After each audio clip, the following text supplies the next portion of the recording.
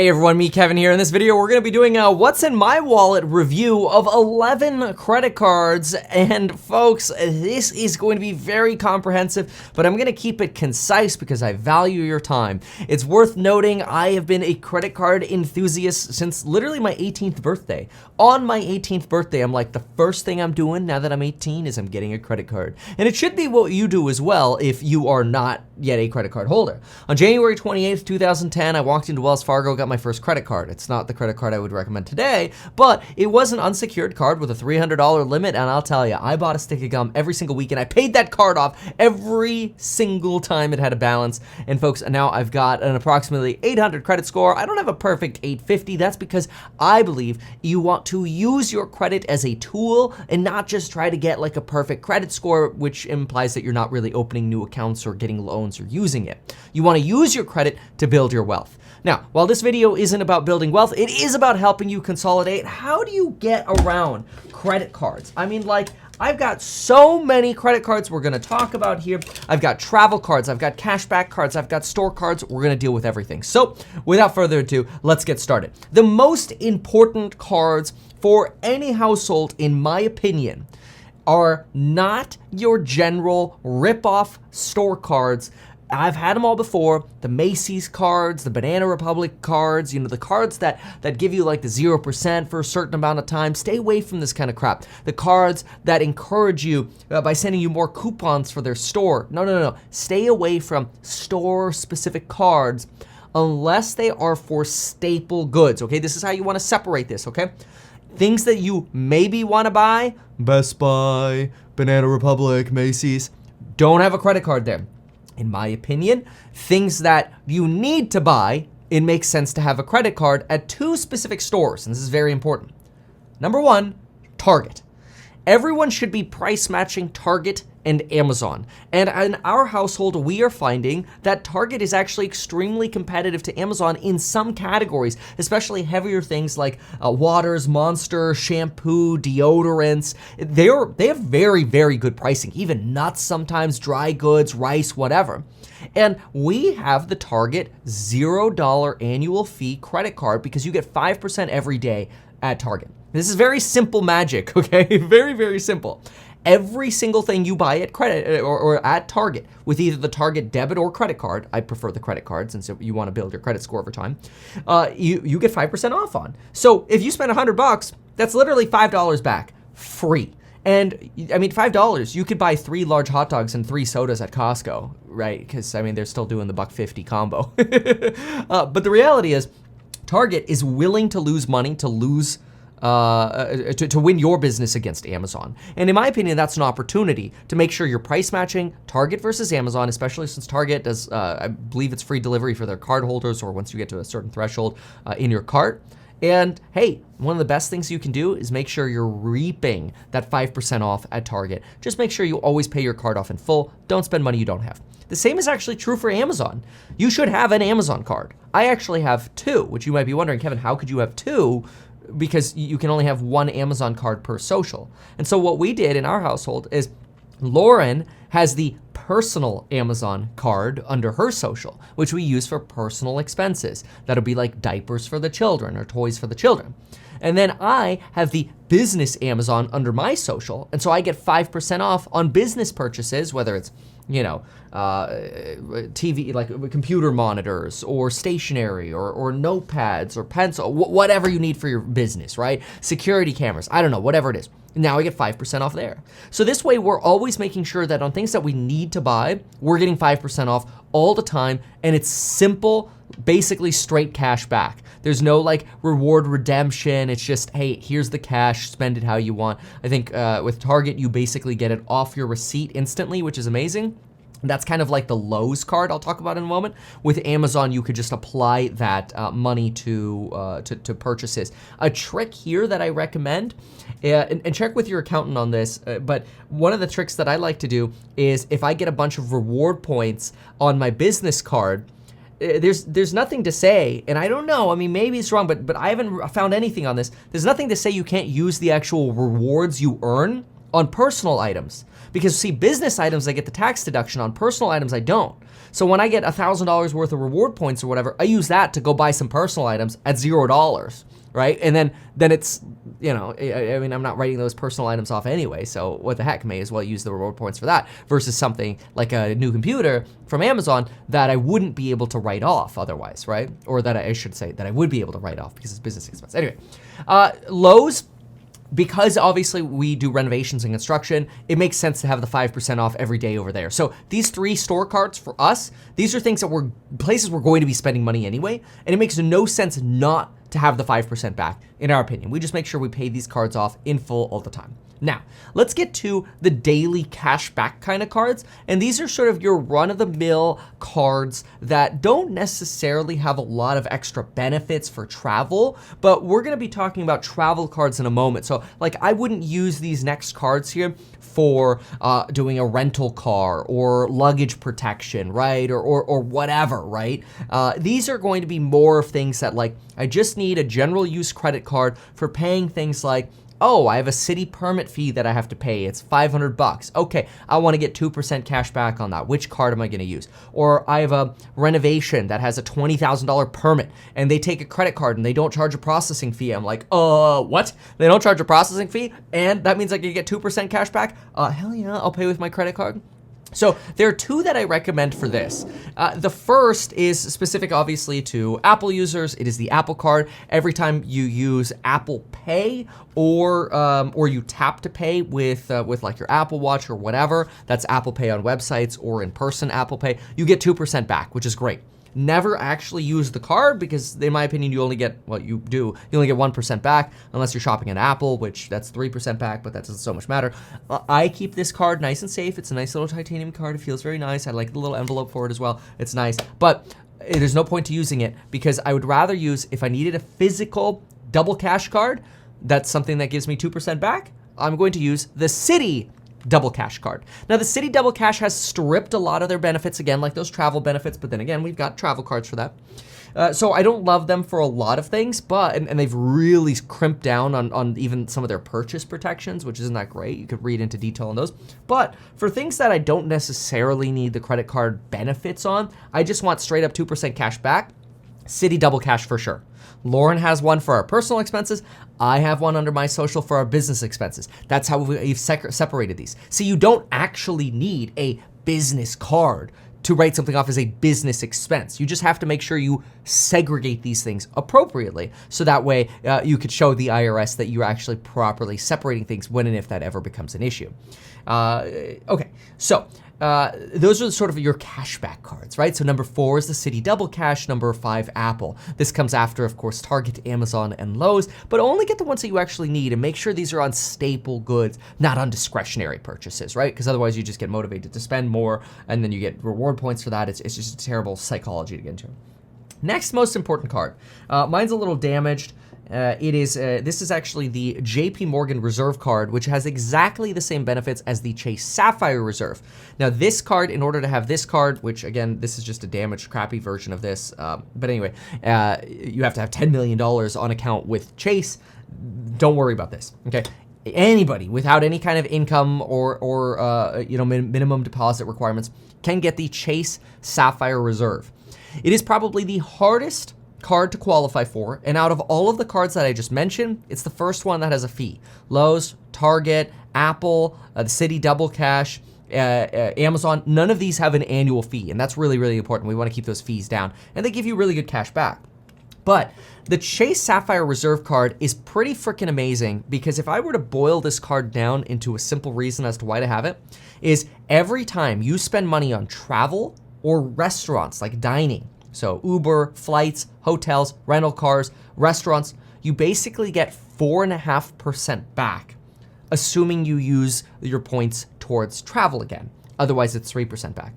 But even 3% back is better than your double cash cards. Why would I use my double cash cards at 2% at a restaurant or for travel or for flights or rental cars when I could get at least 3% back? But really, I'm gonna redeem those points always for travel. I've got like over 2 million points with Chase Unlimited rewards right now, which is really incredible because it's like $35,000 of free travel that I have. I've just spent so much on this card because I love it so much. It's so easy.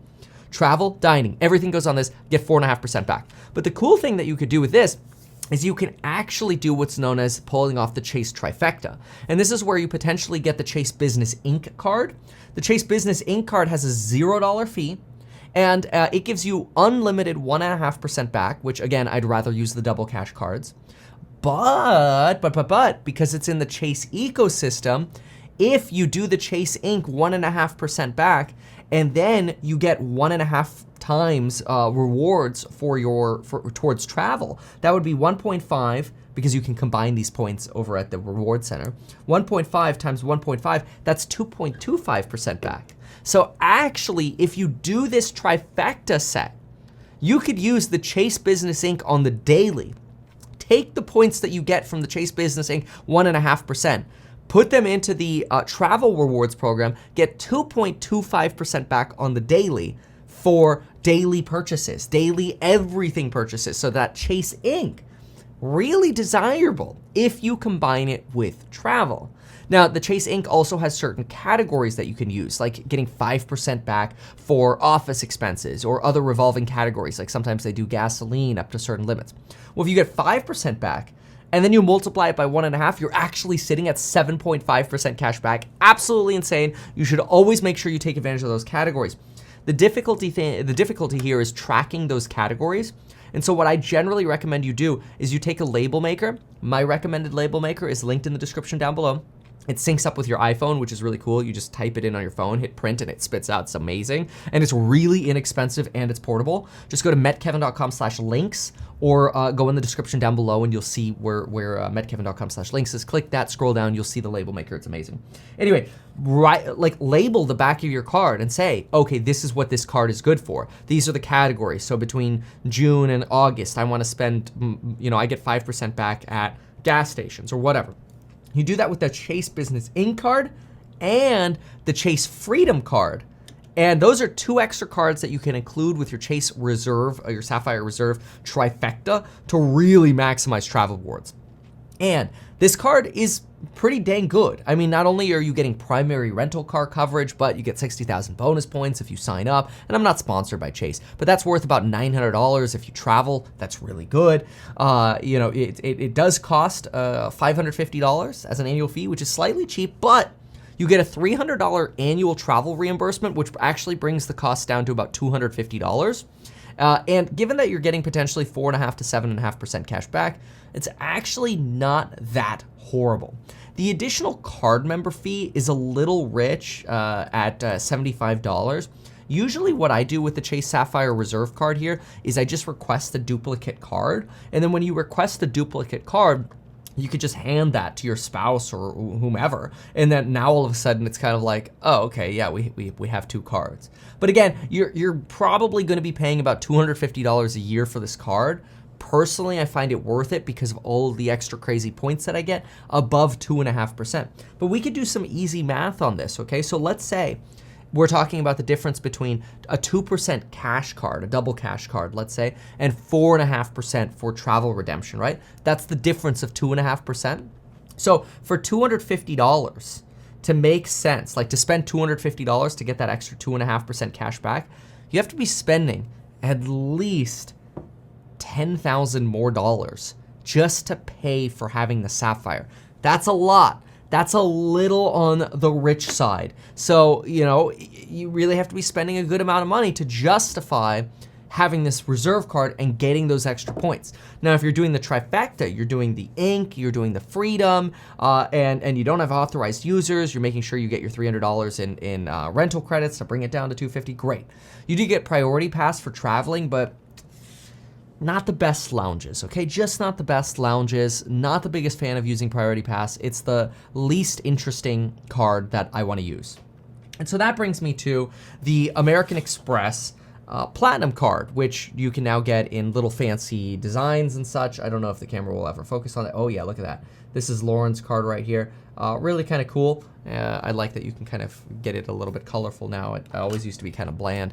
But anyway, the problem here is if you have the Chase Sapphire Reserve, it's going to be a real stretch, in my opinion, for you to argue that you need the Amex Platinum card. It's probably either or. You should either have the Reserve, Sapphire Reserve, or the Amex Platinum card. Having both, that's tough. It's a little bougie. I mean, maybe you're making the argument that, oh, well, I want to use it to get into the Centurion Lounge.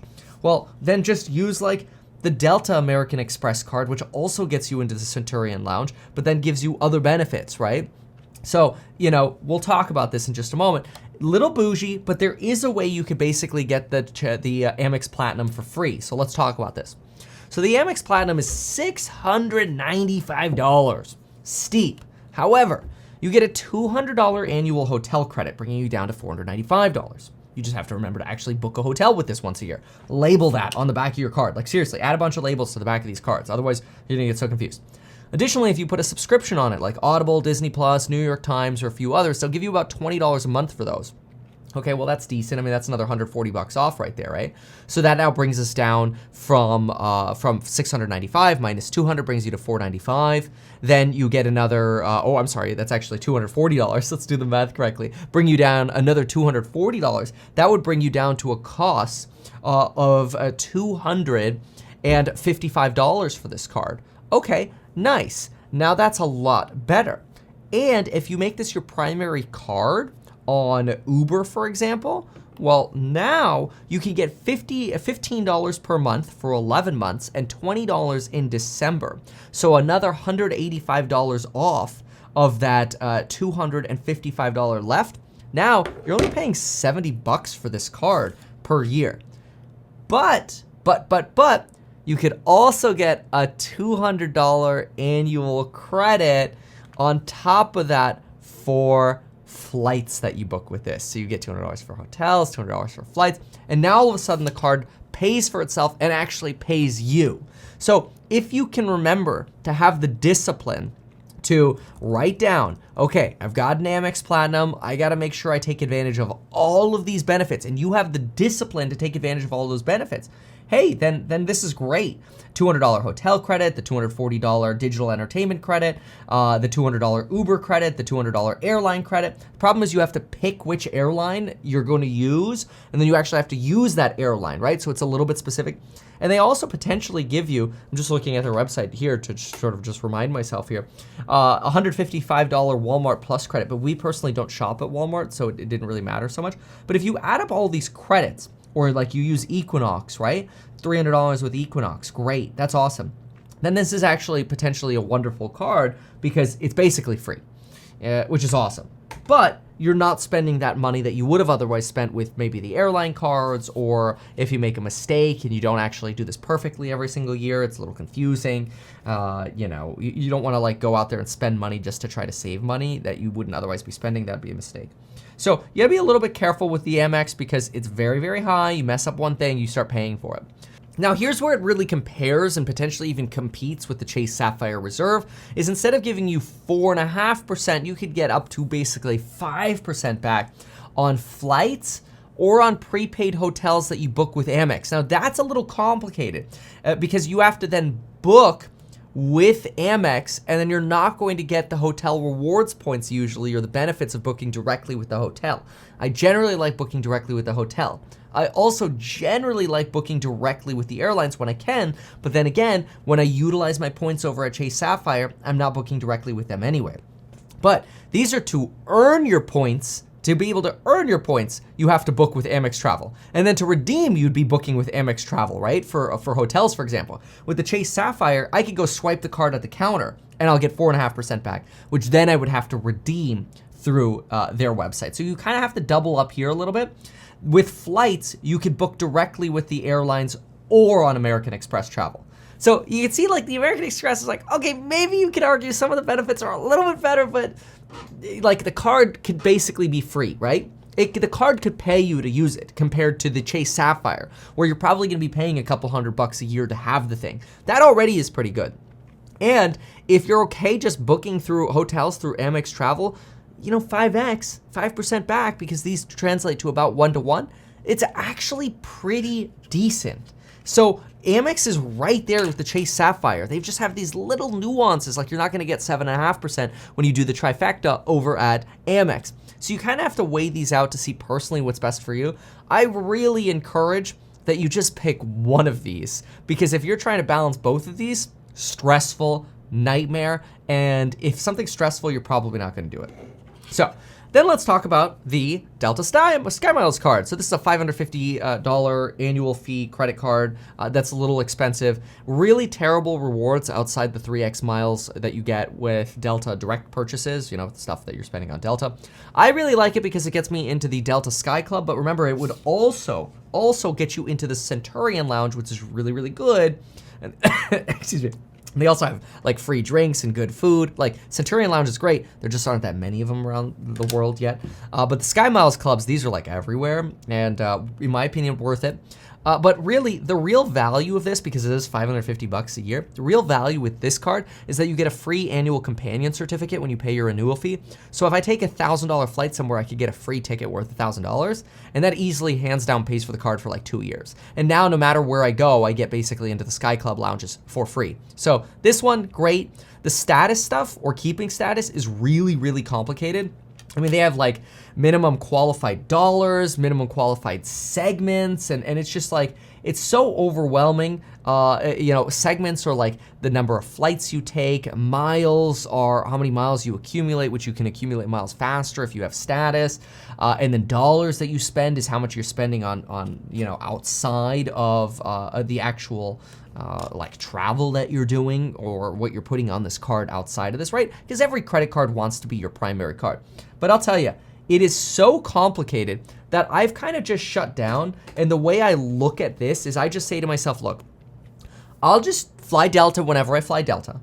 And if I end up qualifying for $3,000 of minimum dollar spend, I mean, that's easy if you have a bunch of flights anyway. You're gonna hit $3,000. And then you get these miles or 30 segments or whatever, which connecting flights count as 2, which is kind of good to know. If you ever take a connecting, it's actually 2 segments. But anyway, assuming you're stopping once, right? But anyway, complicated. I would say if you could just get into silver, it's good, because it starts unlocking your upgrade abilities, your free upgrade abilities. The same is true with your entry for American. Really, really complicated, like to understand the whole status system. But once you just get like the lowest status, you start unlocking benefits. And generally what they do is they prioritize your seat upgrades that are for free, basically, by not only what rank you are, so like obviously a diamond is gonna get more priority than a silver, right? But also whether or not you have the card. So having the card will give you more priority. So for example, if you and another silver person are trying to get upgraded to first class for free, if you have the card and they don't, they'll give it to you. Kind of cool, especially if the card is free already, but otherwise trying to like fully understand the status systems, they purposefully try to confuse you, okay? That simple, that freaking simple. Now you get club access for you and one other person. It's actually, it's club access. You can bring your spouse and immediate family or 2 guests.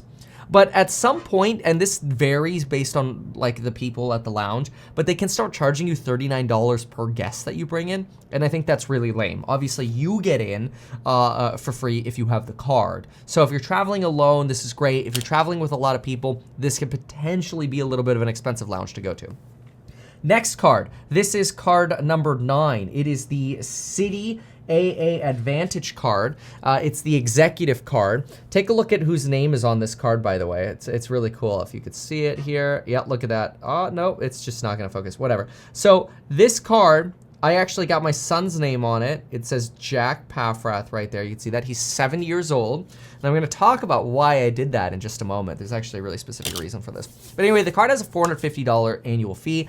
Kind of steep again. Admirals access, like the Admirals Club access, not worth it, okay? I've been there a few times. Where you could go there when you land as well, just like Delta, not just when you take off, but when you land, you can go there. Love that hack, by the way.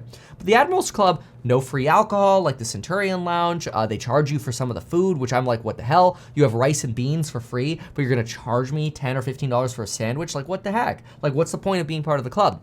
So I usually feel sad on the American Airlines Admirals lounges. I don't know, they kind of just in my opinion, suck. I don't know, maybe just the ones I've been to, they've sucked. But it's like the worst out of all of them is the American ones. Like, I will literally go to be booking a flight, and I'll be like, oh, American? Can I get a Delta flight instead? Okay, like, sucks. Same thing, once you have minimum status with American, you could potentially get these upgrades. Some of the gate agents tell you, though, that you have to actually call to request your upgrade, that it's not automatic like Delta. I've gotten mixed messages on this, but it's really annoying because if you have to call them, so many people are trying to call to get their upgrades, you could be on hold for like an hour. I called them once and I was on hold for an hour and 6 minutes, like super lame. Anyway, the reason I got this is because if I travel with kids, you get up to 8 family members worth of free first bags. So like sometimes when we go to Europe, if we're even flying with American, you know, oftentimes you go to Europe, you're flying like United or something else. But anyway, or maybe even you go to Canada, but then again, you're flying more like United or Air Canada. But anyway, you travel somewhere like New York. Okay, let's go with that. You go to New York and you're traveling with 2 kids, you and your spouse, and let's say your in-laws, 6 people, and a nanny, let's say you got 7 people. Like, if you're traveling with a lot of people, this is great because the free bag alone is worth it if you're checking stuff. Like, I travel alone, I don't like checking in, it's a hassle. But if you travel with family, you're gonna be checking bags, oh boy, and you got a lot of people, it adds up fast. So, talking about $450 a year for this annual fee, but you travel just once, and let's say you're checking in 6 bags, that's $180 per way. That's $380 for free right there, just in bag fees that you're avoiding. But again, you have to actually be traveling with family to use this card. So as usual, when you have travel cards, you gotta actually be traveling to make sense of them, right? So additional card users are free, by the way, and there's no age limit to them. That's why I got Jack one over here, which is kind of cool. Authorized users are allowed to bring in themselves and up to 2 guests. So I purposefully got one for my son, just in case they're like, oh, you can't bring any more people in, Kevin or Lauren. Well, Jack could be like, I'm 7 and I got a credit card. I can bring in 2 people because that's what your terms say, because Kevin actually read the details. And then they'll be like, wow, a 7-year-old just brought in 2 guests. Can't believe they read the fine print. Well, anyway, kind of cool. So just make sure you activate the cards because sometimes they swipe them to check them. Okay, good. You do also get priority screening at TSA, but then again, if you have TSA Precheck, you don't really need that. And you get priority access if when you're checking in with a bunch of bags, you want like the priority line, the card gives you that priority line, like super cool. Then we've got the United card, which I actually have right here. This is the United Club Mileage Plus card. So this gets you into Star Alliance lounges as well, which is great if you travel to Canada back and forth, although that's kind of lame, but at least it's something, right? The Chase United Infinite card is $525. They give you your first and second bag free. So if you travel with 2 people, right, that could be 4 bags if you're packing a lot of stuff. Like if I'm traveling with a mobile studio or whatever and I actually have to check stuff, it's great.